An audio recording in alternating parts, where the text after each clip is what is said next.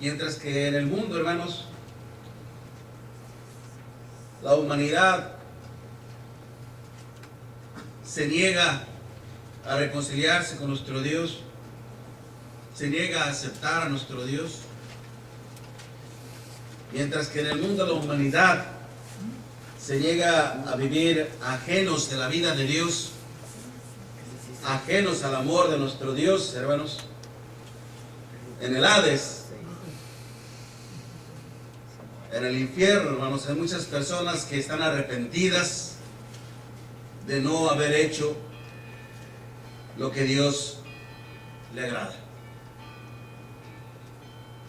El tormento eterno de la culpa es como cuando muchos convictos o muchas criminales, hermanos, muchas personas que están en las cárceles por haber cometido un delito, que se vieron forzados a hacerlo de alguna manera, o que lo hicieron voluntariamente, están en la cárcel cumpliendo una sentencia por toda su vida, viendo cómo la vida de ellos se les va acabando, se les va agotando, estando encerrados en un solo lugar. Y hay ese tormento de culpa. ¿Por qué lo hice? ¿Por qué no hice caso a mis padres? ¿Por qué no hice caso a mi madre? ¿Por qué no hice caso a mi familia cuando me hablaban, cuando me exhortaban, cuando me decían que no hiciera esto, que no hiciera aquello? ¿Por qué? ¿Por qué? ¿Por qué? ¿Por qué? Esa pregunta constantemente golpeando en la conciencia del individuo, de la persona misma, por no haber hecho lo recto, por no haber hecho lo justo delante de nuestro Dios. Pero triste, lamentablemente, es un arrepentimiento, hermanos, que no conduce a nada, que no soluciona nada. Ya después de la muerte, hermanos, ya nada se puede hacer.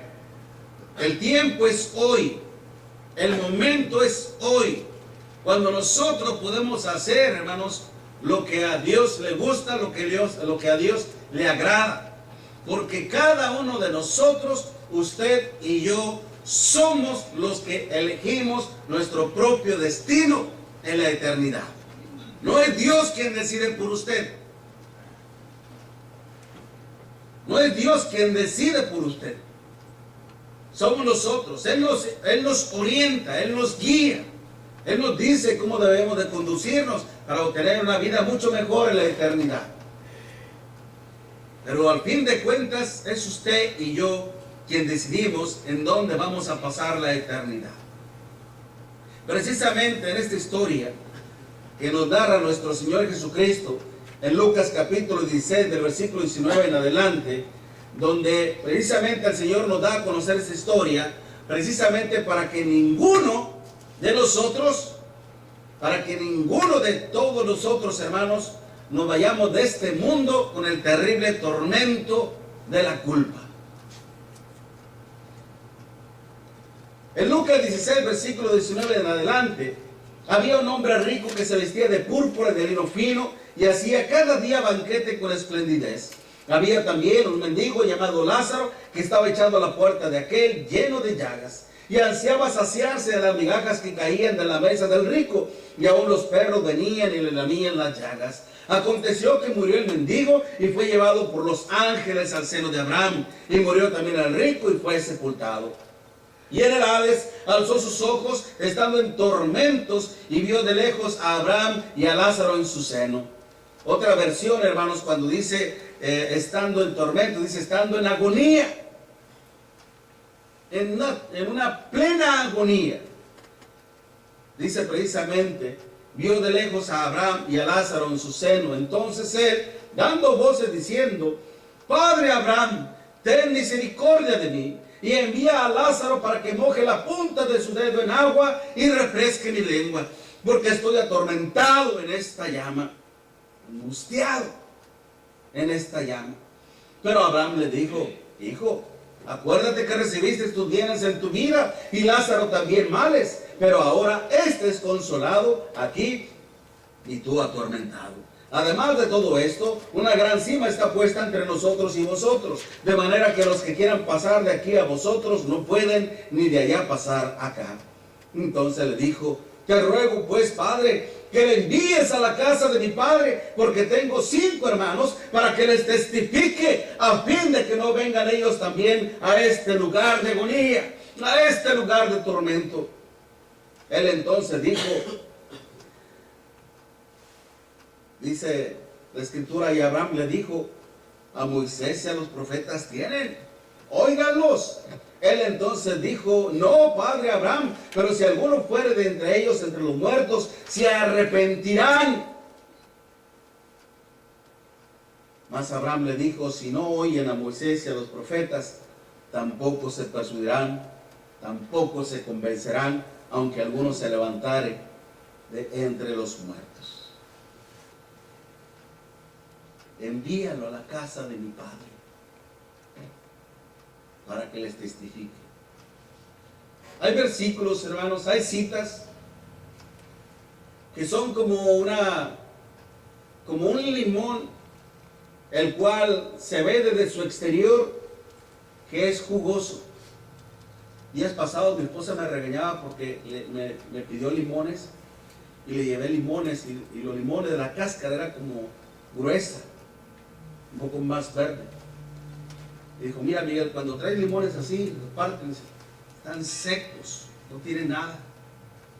Le dije: bueno, sí sabía que los de piel lisa son los más suaves y los que tienen más limón.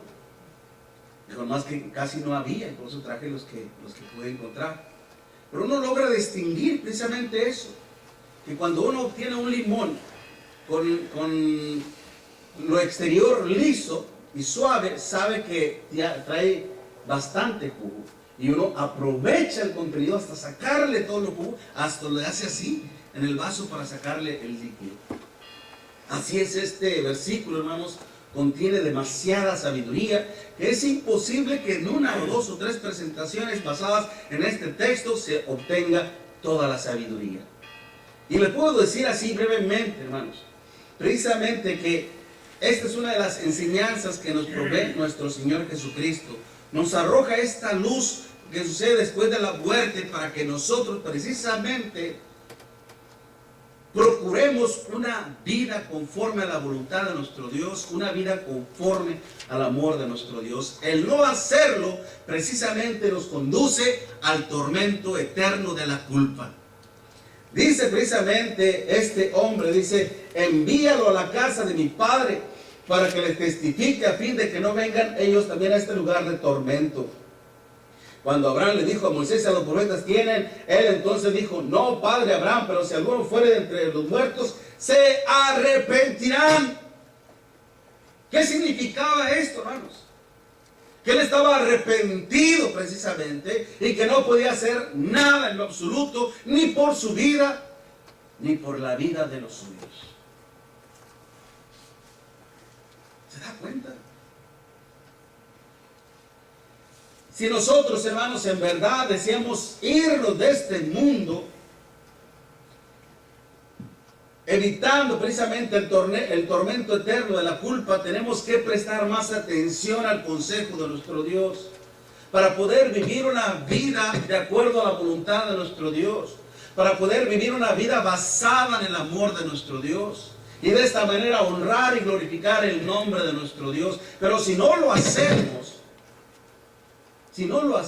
créalo, que vamos a estar en las mismas circunstancias, vamos a estar en la misma situación. Otra de las cosas importantes que nos enseña esta escritura, hermanos, démonos cuenta de que nuestra memoria no se borra. Si le quieres bajar un poquito, hermano, para que no haga ruido, no se borra, no se elimina por completo. Él sabía que tenía un padre, él sabía que tenía 5 hermanos, él conocía a Lázaro y conocía a Abraham también. Su memoria no es borrada, porque entonces, ¿cómo seremos juzgados si no nos acordamos de nuestras cosas? ¿Sabe? ¿De qué está lleno precisamente ese lugar de tormento? De puros arrepentidos, pero sin la oportunidad de poderse salvar. Lo más triste del asunto, hermanos, es de que en la iglesia muchas veces a nosotros nos gusta jugar con nuestra salvación. Porque a veces pretendemos más las cosas del mundo y no las cosas que provienen de nuestro Dios. Pero todos nosotros, hermanos, debemos de considerar precisamente esta historia. No pensemos en las denominaciones, no pensemos en las personas que están en pecado todavía. Piense en usted solamente, piense en uno solamente. Haga conciencia de su vida, haga conciencia de la realidad y dése cuenta si realmente su vida está basada conforme a la voluntad de nuestro Dios y conforme al amor de nuestro Dios. Porque usted puede ser una parte fundamental, óigalo bien por favor, usted puede ser una parte fundamental e importantísima para su salvación y para la salvación de los suyos. ¿No quisiera que también su familia se salvase? Que no fuera también a ese lugar de tormento. Triste, lamentablemente, hermanos, muchas personas hoy en día están muriendo lejos de Dios. De acuerdo a nuestro Señor Jesucristo, hermanos, ¿qué es lo que nos puede condenar a sufrir el tormento eterno de la culpa? ¿Qué es? ¿Cuáles son las causas que nos pueden llevar precisamente a sufrir el tormento de la culpa? Una vida ajena a la voluntad de nuestro Dios. ¿Cómo vivía este hombre? En Lucas 16, versículo 19 dice, había un hombre rico que se vestía de púrpura y de lino fino. ¿Se da cuenta? Siempre, hermanos, o miren muy bien, cuando el ser humano se ajena a la voluntad de nuestro Dios, se convierte en una persona egocentrista. Es decir, en una persona que solamente piensa en sí mismo, solamente en uno mismo y en nadie más. Solamente en él.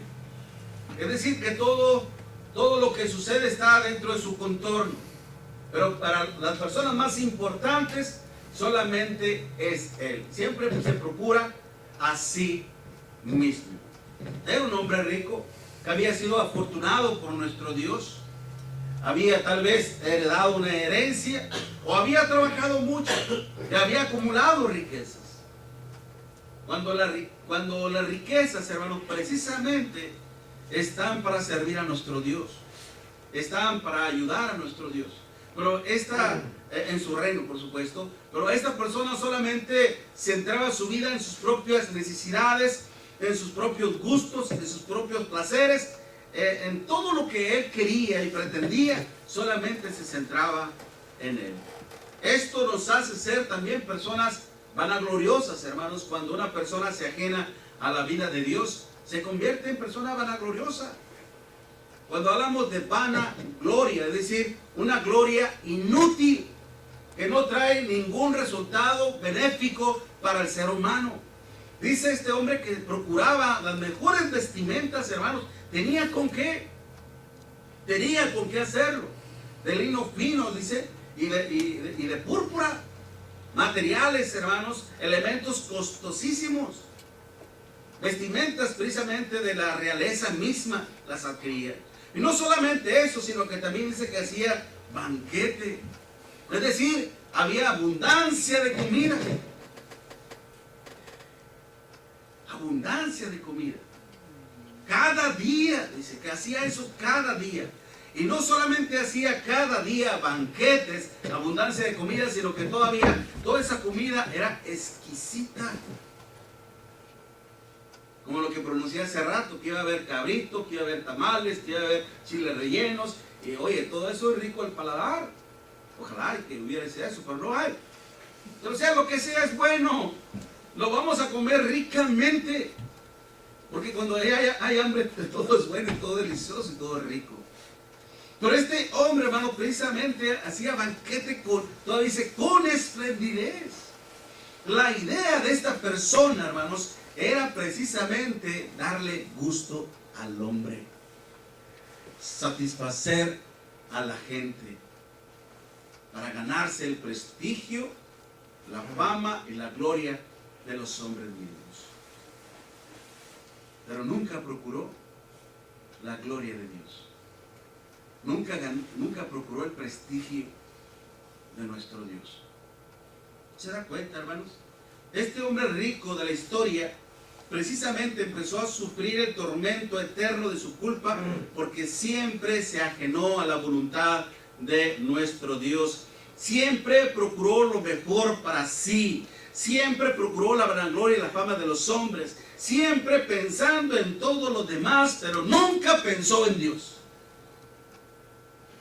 Una persona que planea en su vida, que se organiza en su vida, pero que no toma en cuenta a Dios, es porque Dios no está en su corazón. Dios no está en su mente. No lo toma en cuenta en absoluto. Y es así. Es así.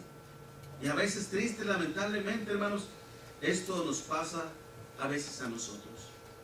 Podemos hacer planes en nuestra vida, podemos organizarnos, podemos hacer aquello y el otro, pero ¿y qué del reino? ¿Qué de la iglesia? ¿Qué de nuestro Dios? ¿Qué para Dios? Constantemente oramos a Dios y le pedimos a Dios: Dios, ayúdame con la salud, ayúdame con el trabajo, ayúdame con esta situación, ayúdame con aquello, dame esto, dame aquello, dame el otro. Dame. Pero ¿y qué le damos a Dios, hermanos? Acuérdense que la bienaventuranza, hermanos, la aprobación de nuestro Dios consiste también en dar. Más bienaventurado es dar que recibir. Y debemos hacer planes entonces para decir, no solamente, no me estoy refiriendo, hermanos, en la cuestión económica. Si usted lo puede hacer, qué bueno, gloria a Dios. Pero si usted puede dar tiempo para Dios, servir a Dios, que usted haga el esfuerzo por servir a nuestro Dios, haga las cosas que se necesitan para hacer la obra de nuestro Dios. Nos hemos propuesto, hermanos, por decir así, salir todos los sábados a partir de febrero, a salir a tocar puertas. Todos los sábados, el que quiera estar con nosotros está invitado a venir el sábado que pueda, el sábado que guste, a partir de febrero a las 10 de la mañana aquí en este lugar. Y vamos a empezar a evangelizar, a salir a tocar puertas. Excepto, decíamos, un sábado en donde usted se comprometa a venir a ayudarnos, puede hacerlo. Y lo puede decir: hermano Miguel, yo me comprometo un sábado, el primer sábado, o el segundo sábado, o el tercer sábado, porque tengo que trabajar. ¿Se entiende? Se entiende que hay hermanas entre nosotros que están solas y que tienen que trabajar, y que a veces resulta pesado sacrificar un día de su salario, de su trabajo. Pero les vamos a pedir solamente un sábado en el mes. Si lo pueden modificar, hacer ciertas modificaciones en su trabajo y estar con nosotros. El sábado que usted guste, venga. Pero lo que Dios quiere ver es el deseo, el intento, el hacer la obra de nuestro Dios. Venga quien venga, venga quien no venga, la obra de Dios se va a hacer. Pero recuerde que la salvación es personal, no es individual. No caigamos, hermanos, en el egocentrismo, pensando únicamente en nuestras necesidades y en nuestras preferencias. Pensemos mejor en las necesidades y los planes de la iglesia. Hechos capítulo 12, versículo 28, decía el Espíritu Santo: habiendo recibido un reino inconmovible, tengamos gratitud y mediante ella sirvamos a Dios con temor y reverencia. Hay un corito que precisamente se entona en los niños y también en los adultos, que dicen: busca primero el reino de Dios y su justicia perfecta, y lo demás añadido será. Aleluya, aleluya. Soy un canto hermoso, precioso, hermoso, y más en las voces de los inocentes, de los niños. Y lo podríamos cantar nosotros y tendría hermosidad en ello. Pero que no solamente quede en un canto. ¿Qué pues decía el apóstol Pablo? Cantaré con el espíritu, pero cantaré también con el entendimiento. Hace un momento se nos daba una lectura del hermano Carlos Tarío, donde decía, yo comprendía antes la necesidad, pero ahora la entiendo mucho mejor. Por la gran necesidad que hay en el mundo entero de predicar el evangelio, mayormente a nuestros hijos, a nuestra familia. A ellos hay quien hablarles primeramente, a traerlos a nuestro Dios. No caigamos en la vanagloria de la vida, hermanos, pensando que solo en complacernos únicamente a los demás. Acordémonos lo que dice el apóstol Juan allá en su primera carta, en el capítulo 2, versículos 16 y 17. La vanagloria de la vida, es decir, los deseos de la carne, los deseos de los ojos y los deseos del mundo, pasarán. Pero el que permanece en la voluntad de mi Padre, ese permanecerá. En eso es donde nos debemos de centrar, hermanos, en la voluntad de nuestro Dios y no en las cosas del mundo. Si no hacemos esto, hermanos, si hacemos caso omiso a esto que Dios nos está diciendo, créanlo, y muy pronto entonces, ojalá y no, ojalá y que reaccionemos, ese es el deseo de nuestro Dios, que todos nosotros reaccionemos y que evitemos precisamente el tormento eterno de la culpa. Para que no estemos en el mismo lugar arrepintiéndonos y después de decir, ¿por qué? ¿Por qué no hice caso? Aquella predicación que el hermano García me decía, ¿por qué no hice caso? Ahora ya nada puedo hacer. Ahora tengo que estar en este tormento. Y no solamente yo, sino que también ahora mi familia está en peligro de venir también a este mismo lugar. Ese tormento, hermanos, esa agonía, ese sufrimiento de no haber hecho lo justo delante de nuestro Dios. Una vida ajena es lo que nos conduce, hermanos. Ajenarnos de la voluntad de nuestro Dios, pero también ajenarnos al amor de nuestro Dios. Este hombre, hermanos, se esmeraba, se esforzaba, no andaba al hablar pichicaterías, hermanos, es hablar en pequeñas porciones. Este no andaba recateando cuánto costaban las cosas, qué tanto iba a proveer. Se desbordaba en gastos para traer lo mejor a sus amistades, mientras que a la puerta de su casa estaba un enfermo, lleno de llagas, en gran necesidad, en gran tribulación, en gran angustia, en gran pesar. Y lo ignoraba, hermano. Una vida así prácticamente nos conduce a una vida de pecado, haciéndonos ignorar la necesidad de los demás, privándonos de hacer solo lo justo delante de nuestro Dios, sino también lo bueno hacia los demás. Este hombre rico de la historia, hermanos, su condenación a sufrir el tormento eterno de su culpa, porque el amor de nuestro Dios nunca estuvo en su corazón.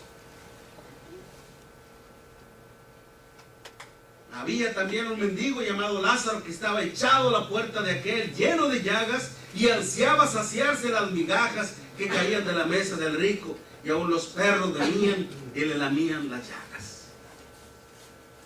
Pero él, ignorante ante eso, hermanos, pues mientras que él se esforzaba más por complacer a los demás, nunca tuvo un gesto de bondad, nunca tuvo un gesto de amor, nunca tuvo un gesto de misericordia y de piedad.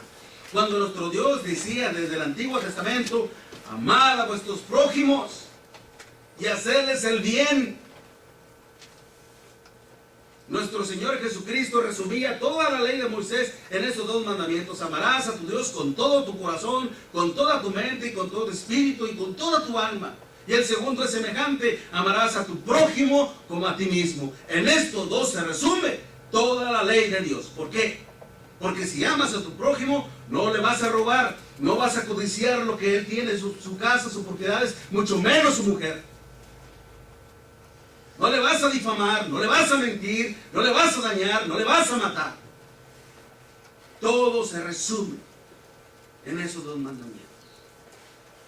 Y este hombre que conocía a Abraham, que sabía cuál era su deber moral, espiritual, social, Fue ignorante ante estas necesidades. ¿Por qué?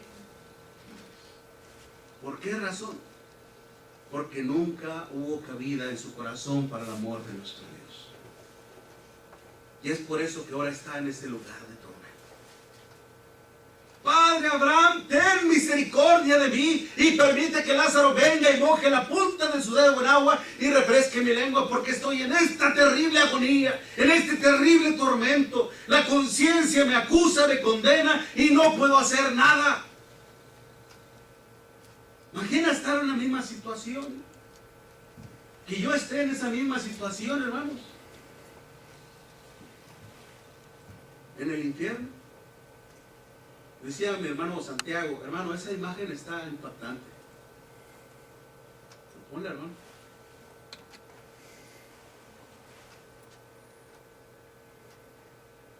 Cuando la vi dije, me imaginé yo, que yo estuviese así, siendo devorado por las llamas, o lo que es peor, mi hija, mi hijo, que no quieren acercarse a Dios, que no quieren obedecer al Señor.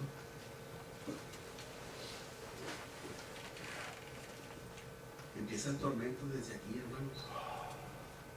Pero hoy podemos hacer algo.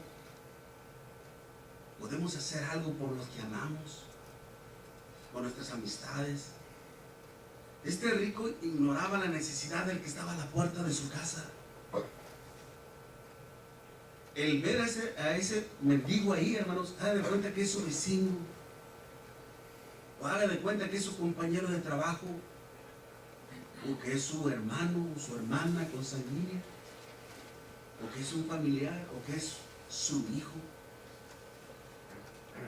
o mi hija. ¿Qué vamos a hacer, hermanos? ¿Nos vamos a quedar con los brazos cruzados? ¿Vamos a hacer como hizo este hombre rico, que pudiendo hacer mucho por él, no hizo nada? ¿Vamos a seguir ignorando, hermanos, las necesidades del Señor? Si nosotros no decíamos que nuestras culpas y pecados, hermanos, nos estén atormentando eternamente, vamos a vivir conforme al amor de nuestro Dios. Miren lo que dice el Señor en Mateo capítulo 9, versículo 10 al 13. Mateo 9, versículo 10 al 13. Y aconteció que, estando él sentado en la mesa, en la casa, he aquí que muchos publicanos y pecadores que habían venido se sentaron juntamente en la mesa con Jesús y sus discípulos. Cuando vieron esto, los fariseos dijeron a los discípulos: ¿por qué come vuestro maestro con los publicanos y pecadores? Al oír esto, Jesús les dijo: los sanos no tienen necesidad de médico, sino los enfermos. Id pues y aprended lo que significa misericordia quiero, y no sacrificio, porque no he venido a llamar justos, sino a pecadores al arrepentimiento. Hermanos, Dios no solamente se complace con los sacrificios espirituales que nosotros le estamos ofreciendo en este momento. Dios espera también que nosotros le traigamos frutos de justicia, frutos del Evangelio, que rescatemos almas que están perdidas, que están expuestas al infierno, que los traigamos al reino de nuestro Dios. Para eso el Señor nos ha llamado, para hacer esta gran obra de redención. Decía más la escritura allá en Judas, dice: a unos forzarlos a que entren, a otros rescatarlos del infierno. Rescátalo de las garras del infierno, como lo hizo nuestro Señor Jesucristo con aquel ladrón en la cruz. Y ya estaba para ser absorbido por el Hades, por el infierno mismo, y el Señor lo rescató. Así tenemos que hacerle nosotros, hermanos. Nosotros conocemos la voluntad de nuestro Dios. Hemos conocido el amor de nuestro Dios. Tenemos que entonces vivir una vida conforme a la voluntad de nuestro Dios, y una vida conforme al amor de nuestro Dios, para evitar este tormento eterno de nuestras culpas y de nuestros pecados. Pero si no lo hacemos, entonces nuestro destino eterno bien podría ser ese. Y no solamente el nuestro, sino el de nuestros hijos y de nuestras hijas, el de nuestros hermanos, tíos, tías y demás. Y demás. Y yo sé que usted no quiere eso. Para ninguno, ni mucho menos para usted. Ni yo tampoco. Así que trabajaremos arduamente en el nombre del Señor, hermanos, para ir por almas perdidas, para traerlos a la gloria de nuestro Dios. Dice usted, mi amiga, mi amigo, no ha obedecido al Evangelio. Ese tiempo que es tiempo para que usted sea rescatado por el Señor. El Señor quiere que venga a sus pies arrepentida o arrepentido, dispuesto a obedecer al Evangelio para el perdón de sus pecados. Y si la muerte nos llega a sorprender, que no sea ese nuestro destino. Que todo lo contrario, que cuando uno muera, fíjese el otro contraste, los ángeles de Dios vinieron por él y lo llevaron al seno de Abraham. Se ha testificado que hermanos que antes de morir, hermanos, que cuando están acostados esperando la muerte, cuando están despidiéndose, algunos testifican, dicen, yo vi a mi padre que de repente empezó a mover la mirada y como que se asustaba. Dice, yo estaba enfrente de él y miré ese gesto que hizo él, de que él me estaba viendo y de repente como que alguien más apareció de repente y lo empezó a ver, mover la cabeza así, muy bien. Y después de unos minutos murió. Uno no puede saber ese tipo de experiencias, hermanos, solamente verlas. Pero la Escritura dice que los ángeles vinieron por él. Y cuando muéramos nosotros, hermanos, nuestro Dios envía a sus ángeles por nosotros, para evitarnos precisamente ese tormento eterno de la culpa. Dios les bendiga, hermanos. Amén.